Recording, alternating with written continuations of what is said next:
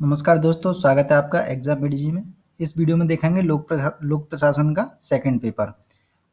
जैसा कि हम सीरीज के अंतर्गत देख रहे हैं, पब्लिक एडमिनिस्ट्रेशन के पेपर, सिलेबस और उसके सिलेबस के अनुसार आगे स्टडी करेंगे हम लोग।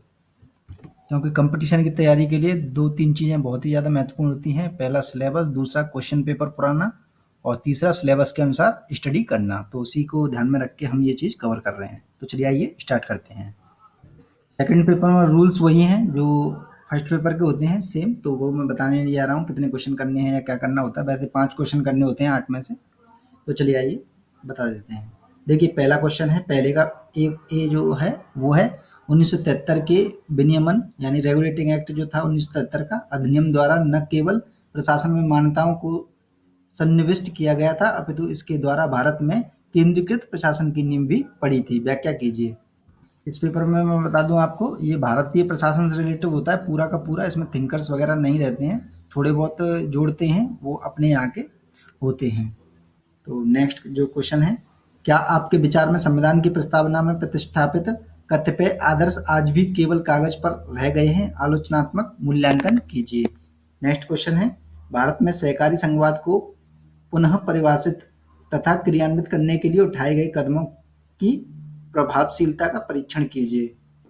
नेक्स्ट क्वेश्चन है, उदारीकरण, निजीकरण और वैश्वीकरण यानी एलपीजी के संदर्भ में महारत्न और नवरत्न और मिनी रत्न किस्म के सार्वजनिक क्षेत्र उपक्रमों की क्षमता तथा उनकी निष्पादनशीलता का मूल्यांकन कीजिए।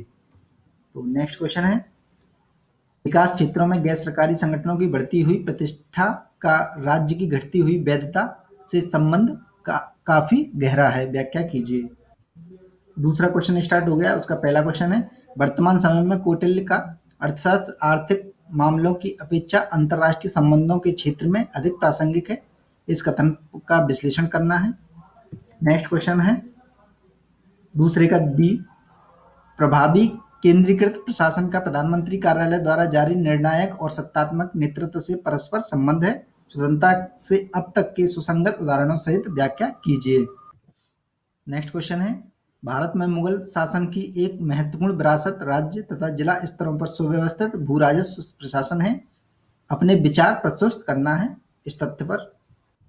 क्वेश्चन स्टार्ट हो चुका है। उसका पहला जो क्वेश्चन है वो है, गृह मंत्रालय की भूमिका के विचार के लिए किन घटकों का योगदान रहा है? अपने दायित्व को अधिक प्रभावशाली ढंग से निष्पादित करने के लिए यह रक्षा मंत्रालय के साथ किस प्रकार का समन्वय स्थापित कर सकता है?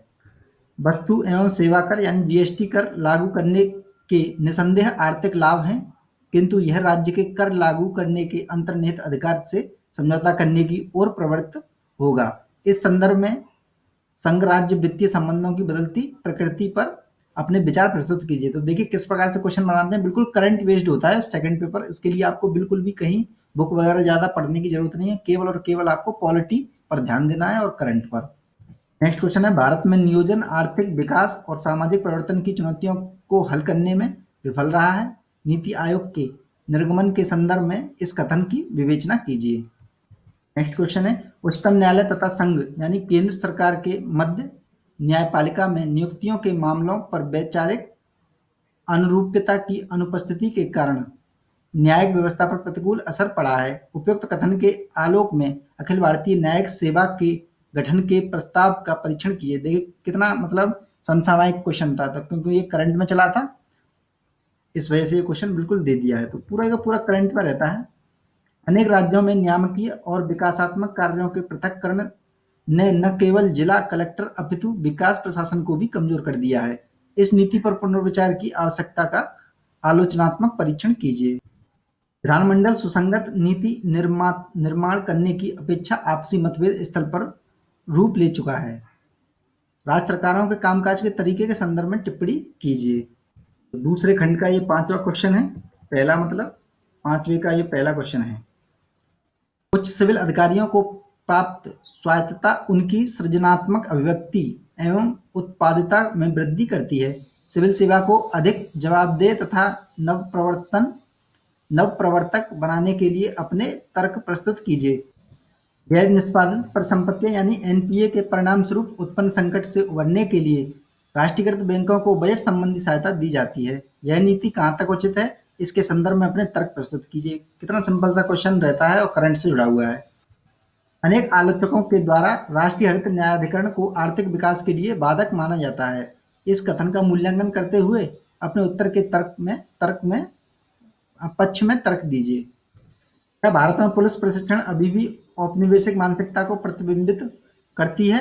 अपने उत्तर के लिए कारण दीजिए।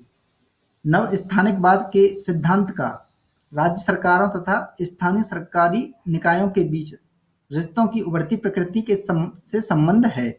इस कथन को क्या करनी है? आपको व्याख्या करनी है।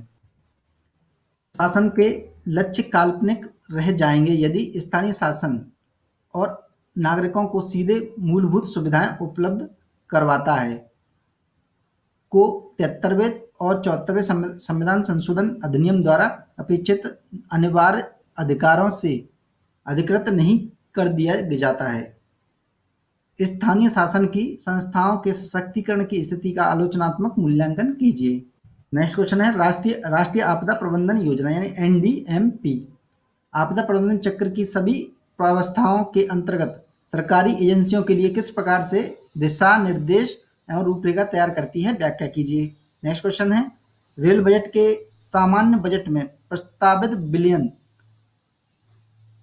से आप किन लाभों की प्रत्याशा कर सकते हैं? तो ये देखिए करंट पर आता है, दे दिया उन्होंने। 20 नंबर का क्वेश्चन है, बताइए 10 नंबर का क्वेश्चन है ये छोटा सा, ये ऊपर वाला जो था 20 नंबर का है। ये 7वां क्वेश्चन स्टार्ट है। पहला क्वेश्चन है 7 का। सूचना का अधिकार अधिनियम एक ऐसा पथ अग्रणी विधायन है जो गोपनीयता के अंधेरे से पारदर्शिता के उजाले की ओर जाने का संकेत देता है। नागरिकों को सरकार से सूचना प्राप्त करने में किन कठिनाइयों का सामना करना पड़ता है? व्याख्या कीजिए कि सूचना के अधिकार के तहत सरकार द्वारा सूचना देने में अनिच्छा की समस्या से कैसे निपटा जा सकता है। बिल्कुल व्यवहारिक क्वेश्चन रहते हैं। नेक्स्ट है 73वें और 74वें संविधान संशोधन अधिनियम द्वारा स्थानीय निकायों को प्राप्त राजकोषीय अंतरण से संबंधित उद्देश्य राज्य वित्त आयोग की वास्तविक कार्यप्रणाली के परिणाम स्वरूप भटक गए हैं। टिप्पणी प्रस्तुत कीजिए। नेक्स्ट है आयकर विभाग के काला धन प्रकटीकरण की पहल के प्रति मिश्रित अनुक्रिया प्राप्त हुई है। इस जटिल समस्या से निपटने के लिए सुझाव दीजिए। देखिए ये भी करंट में चला था, बिल्कुल, तो पूरा करंट से ही एक तरह से। अंतिम क्वेश्चन है 8वां, उसका पहला क्वेश्चन है क्या आप सहमत हैं कि 7वें वेतन आयोग की सिफारिशें वेतन बढ़ोतरी के साथ साथ सिविल सेवा सुधार और जवाबदेही की आवश्यकताओं को सह संबंधित और प्रतिबंधित नहीं करती हैं? अपने उत्तर का औचित्य दीजिए। ये भी बिल्कुल व्यवहारिक क्वेश्चन था, करंट में चला था 7वां वेतन आयोग। बी क्वेश्चन है 8वें का लोकतांत्रिक राजनीति के सार्वजनिक जीवन में नैतिकता और सत्यनिष्ठा की किसी अवधारणा की परिधि में न केवल राजनेताओं और सिविल सेवकों को बल्कि नागरिकों को भी सम्मिलित किया जाना चाहिए। विवेचना कीजिए। नेक्स्ट क्वेश्चन है भारत में पुलिस सुधार एक विवादग्रस्त विषय रहा है, आलोचनात्मक विश्लेषण कीजिए। तो पुलिस सुधार से देखिए 2 क्वेश्चन आए हैं 2016 के मेंस के पेपर में, और ये 8वां क्वेश्चन पूरे हो चुके हैं। और देखा आपने किस प्रकार से करंट बेस्ड पेपर रहता है पब्लिक एड का सेकंड वाला। तो जो लोग लेने जा रहे हैं बिल्कुल अच्छे से लग जाएं तैयारी करने के लिए। और हमारे वीडियो तो आते ही रहेंगे अब, क्योंकि हमने सिलेबस करा दिया और पेपर बता दिया आपको। और अब यहाँ से आगे बुक वगैरह में बता देता हूँ आपको। तो दोस्तों ये हम नेक्स्ट वीडियो से स्टार्ट करेंगे बिल्कुल सिलेबस के अनुसार, जो स्टेप बाय स्टेप जो बताया था उसी के अनुसार सिलेबस के अनुसार एक एक टॉपिक कवर करेंगे। और उसी में मैं आपको बुक बता दूंगा, क्योंकि बुक थोड़ा सेट करना पड़ेगा वहाँ पर मुझे जाके, इस वजह से। तो दोस्तों इस वीडियो को लाइक जरूर करें, और जिन्होंने पुराने वीडियो नहीं देखे हैं सिलेबस के और फर्स्ट पेपर के, आपकी स्क्रीन पर आ चुके हैं, देख लें उन्हें, बहुत ही इंपॉर्टेंट है देखना। पढ़ तो सभी लेते हैं, लेकिन किस प्रकार से पढ़ना है, थोड़ी दिशा और दशा जो होती है वो आपकी पेपर जो ओल्ड पेपर है और आपका सिलेबस है उसी से होती है। तो उसे अच्छे से करें और इस वीडियो को लाइक करें, शेयर करें, और जिन्होंने सब्सक्राइब नहीं किया सब्सक्राइब कर लें, क्योंकि हमारे वीडियो निरंतर आते रहते हैं। और जो भी नए लोग हैं सिविल सर्विसेज की तैयारी करने के लिए कैसे करें, उनके दिमाग में ये चीज़ें आ रही हैं, तो उनके लिए भी वीडियो एक आ चुका है हमारा। उस पूरी सीरीज को देख लें, आपको बुक से लेके सारी चीज़ें उसमें मिल जाएंगी, कवर हो जाएंगी पूरी की पूरी। आपका सिलेबस IAS का और आपका प्री मेंस का बुक लिस्ट पूरी दी गई है, उसमें 7-8 वीडियो हैं, देख लें उन्हें। तो देखते रहें एग्जाम मेडी जी। धन्यवाद।